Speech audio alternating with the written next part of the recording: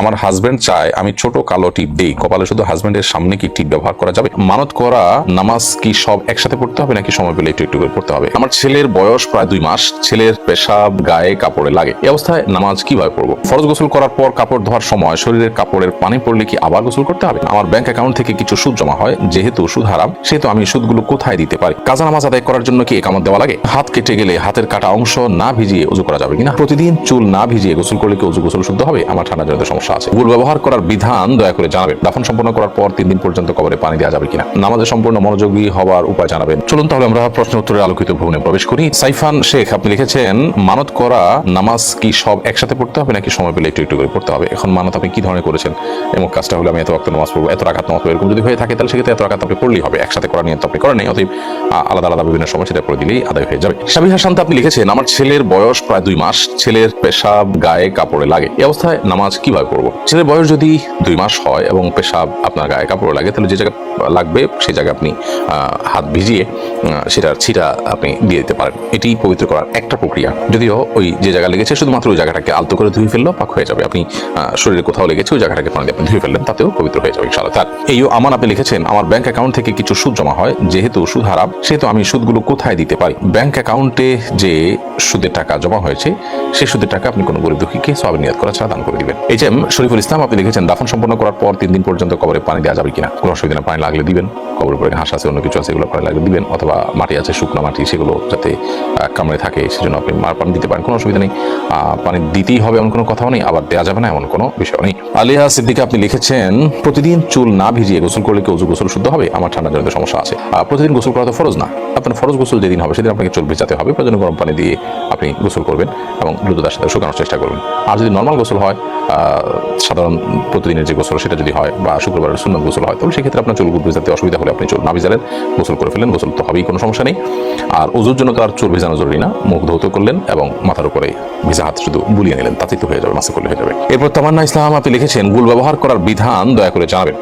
গুল ব্যবহার করা অবশ্যই গুনাহের কাজ, অবশ্যই জায়েজ নয়। তামাক সেটা আপনি মুখে দিচ্ছেন, এটা এক প্রকারের নেশা এবং মানুষের জন্য ক্ষতিকর। নানা কারণে ইসলামের দৃষ্টিকোণ থেকে এটি ব্যবহার করা জায়েজ নয়। এই বদভ্যাস আমাদের ত্যাগ করা উচিত। এমনি হেলাল আহমদ লিখেছেন, কাজা নামাজ আদায় করার জন্য কি একামত দেওয়া লাগে? কাজা নামাজ যদি আপনি কয়েকজন মিলে আদায় করেন তাহলে সেক্ষেত্রে অবশ্যই একামত দিয়ে জামাতের সাথে আদায় করবেন। নবী করিম সাল্লাল্লাহু আলাইহি ওয়াসাল্লাম জীবনে একবার ফজর নামাজ কাজা হয়েছিল সফরে, সবাই ঘুমিয়ে পড়েছিলেন, ওই একবারই কাজা হওয়ার ঘটনা আমরা জানি তার নামাজ, এবং সেটি তিনি আদায় করার সময় আযান একামত দিয়ে যথারীতি সবাইকে নিয়ে জামাতে নামাজ আদায় করেছেন। আর যদি একাকী হয় তাহলে সেক্ষেত্রে আপনি আপনার মতো আদায় করবেন। শায়লা নাহার আপনি লিখেছেন, মহিলা কি মিডিয়াম শব্দ করে কোরআন তেলাওয়াত করতে পারবে? তাতে কি পাপ হবে? যদি গায়রে মাহরাম কারোর কানে আওয়াজ যাওয়ার আশঙ্কা না থাকে, আপনি আপনার বাসায় আছেন, কক্ষে আছেন, আপনি উচ্চস্বরে তেলাওয়াত করতে পারেন, কোনো অসুবিধা নেই। আপনার আওয়াজটা গায়রে মাহরামের কানে না পৌঁছালেই হলো, আপনি উচ্চস্বরে তেলাওয়াত করতে কোনো শরীরাই দৃষ্টিকোণ থেকে বিধিনিষেধ নেই। সায়রা মাহবুব আপনি লিখেছেন, কেউ কেউ বলেন নবীজি নাকি রাত দুধ পান করেননি, রাতে নাকি দুধ পান করা যাবে না, কথাটা কি সঠিক? না, কোরআনে এরকম কোনো কথা আছে বলে আমার জানা নাই যে রাতে দুধ পান করা যাবে না, দিনে পান করতে হবে। দুধ হালাল জিনিস, রাতে দিনে যে কোনো সময় আপনি পান করতে পারেন। এর জন্য স্বাস্থ্যগত কোনো বিশেষ নির্দেশনা থাকে, এটা ভিন্ন বিষয়।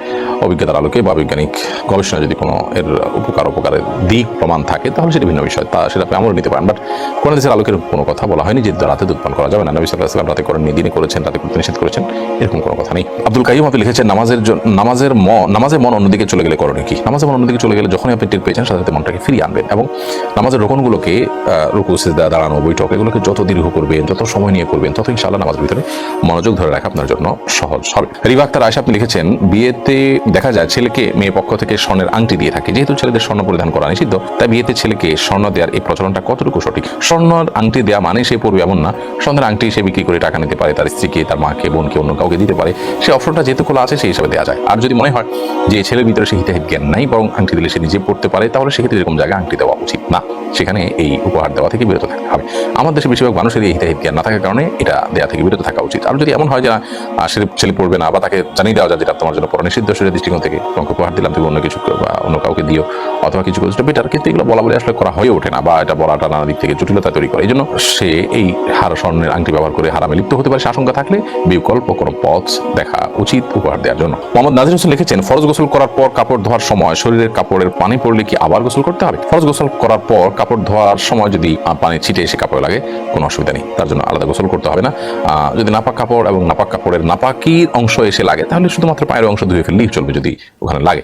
আর এমনিতে আপনার যে পানিটা লাগছে ছিটা এসে সেই পানিটা কোনো নাপাক লেগে আছে এমন দেখা যাচ্ছে না, তাহলে সেক্ষেত্রে ওই পানি লাগার কারণে আপনার ওই জায়গা নাপাক হবে না। মোহাম্মদ রুবেল আপনি লিখেছেন অসুস্থতা থেকে সুস্থতার জন্য কি আমল করবো? অসুস্থতা থেকে সুস্থতার জন্য আল্লাহ তাআলার কাছে দোয়া করতে থাকবেন, যত রকম দোয়া আছে দুরূদ পড়বেন, আল্লাহর প্রশংসা করবেন এবং স্বাভাবিকভাবে আল্লাহ তাআলার কাছে দোয়া করতে থাকবেন ইনশাআল্লাহ বিদিনিল্লাহ। এই দোয়াগুলো নিজের ভাষায় আপনি বলতে পারেন, মনে মনে আল্লাহর কাছে নিবেদন করতে পারেন। তবে দুরূদ, ইস্তিগফার, দোয়া ইউনুস এই আমলগুলো করে করে আল্লাহর কাছে দোয়া করাটা দোয়া কবুলের ক্ষেত্রে অনেক বেশি সহায়ক ভূমিকা রাখে। এরপরে রুহুল আমিন লিখেছেন সুন্নত নামাজের তৃতীয় রাকাত ও চতুর্থ রাকাতে সূরা ফাতিহার সাথে অন্য কোনো সূরা মিলাতে হবে কিনা? সুন্নত নামাজের তৃতীয় এবং চতুর্থ রাকাতে সূরা ফাতিহার সাথে অন্য কোনো সূরা মিলাবেন কিনা ফুকাহার মধ্যে একাধিক মত আছে এই বিষয়। তবে আপনার 4 রাকাত বিশিষ্ট যে সমস্ত সুন্নত নামাজগুলো আছে সেগুলো অনেক ফুকাহার মধ্যে 2 রাকাত করে পড়া উচিত। 4 রাকাত একসাথে পড়তে সূরা ফাতিহার সাথে অনেক ফুকাহাদের মতেই আপনি অন্য সূরা মিলাবেন। ইসরার ফারহান পৃথুল এআইডি থেকে আপনি লিখেছেন ইশরাকের নামাজ সম্পর্কে কিছু বলুন। সূর্য ওঠার 20-25 মিনিট পর যে নামাজ পড়া এটাকে ইশরাকের নামাজ বলা হয় এবং এই নামাজ যদি কেউ পড়েন, বিশেষ করে সূর্যের উপর আপনার জায়গায় বসে জিকির আজকার করতে করতে অপেক্ষা করে তারপরে নামাজ যদি পড়েন, তাহলে সেক্ষেত্রে এর মাধ্যমে আল্লাহ রাব্বুল আলামিন একটি কবুল উমরার সওয়াব দান করবেন। অনেক ফজিলতপূর্ণ একটি বিষয়। শুভ আহমেদ অবাক এআইডি থেকে আপনি লিখেছেন নামাজে সম্পূর্ণ মনোযোগী হওয়ার উপায় জানাবেন, উপকৃত হব। নামাজে পরিপূর্ণভাবে মনোযোগের জন্য প্রথমত নামাজের যথেষ্ট আগে থেকে অন্য সব বিষয় থেকে আপনি ফারিগ হয়ে নামাজের জন্য ফ্রি হয়ে যান। সকল ব্যস্ততা থেকে ফ্রি হয়ে মসজিদে আগে চলে আসেন, একটু বসেন, অপেক্ষা করেন নামাজের জন্য। এবং দ্বিতীয়ত হলো নামাজে যে দোয়া সূরা কেরাতগুলো পড়ছেন সেগুলোর অর্থটা একটু বোঝার চেষ্টা করুন এবং সেগুলো মনে মনে চিন্তা করার চেষ্টা করুন। তৃতীয়ত নামাজের যে রোকনগুলো আছে সেই রোকনগুলোকে যতটুকু সম্ভব একটু লম্বা সময় নিয়ে ধীরে ধীরে ধীরে ধীরে করার চেষ্টা করুন, তাহলে ইনশাআল্লাহ নামাজের মনোযোগ আসবে আল্লাহ চাইতো। মোহাম্মদ নাজিমুদ্দিন লিখেছেন হাত কেটে গেলে হাতের কাটা অংশ না ভিজিয়ে উযু করা যাবে কিনা? হাতের কোথাও কেটে গেছে, পায়ের কোথাও কেটে গেছে, তাহলে যে জায়গা কেটে গেছে ওই জায়গাটা আপনি ব্যান্ডেজ দিয়ে রেখেছেন, তাহলে অন্য জায়গা ধরবেন, জাস্ট ব্যান্ডেজের উপর দিয়ে ভিজা হাত মুছে নেবেন, তাতে হয়ে যাবে। আর যদি ব্যান্ডেজ না থাকে, খোলা থাকে, তাহলে সেক্ষেত্রে ওখানে পানি লাগে যেতে অসুবিধা হবে, অতএব তার বাইরের অন্যান্য সব জায়গাগুলো ধরবেন, জাস্ট ওই জায়গাটা আলতাভাবে আপনি রাখবেন এবং সম্ভব হলে তার উপর দিয়ে ভিজা হাত বুলিয়ে নেবেন। জাস্ট এতটুকু ভিজা হাতকে ঝেড়ে তারপর এটা বুলিয়ে নেবেন, ইনশাআল্লাহ যথেষ্ট হবে। আবার আপনার যদি কষ্ট হয় এইভাবে একদম লাগায় আপনাকে ডলতে হবে এমনটা জরুরি না। আমার হাজব্যান্ড চায় আমি ছোট কালো টিপ দিই, কপালে শুধু হাজব্যান্ডের সামনে কি টিপ ব্যবহার করা যাবে? আপনি হাজব্যান্ডের সামনে সৌন্দর্যের জন্য অবশ্যই টিপ ব্যবহার করতে পারেন, তিনি যদি ছোট কালো টিপ দিতে পারেন কোনো অসুবিধা নেই, এটা দিতে পারেন।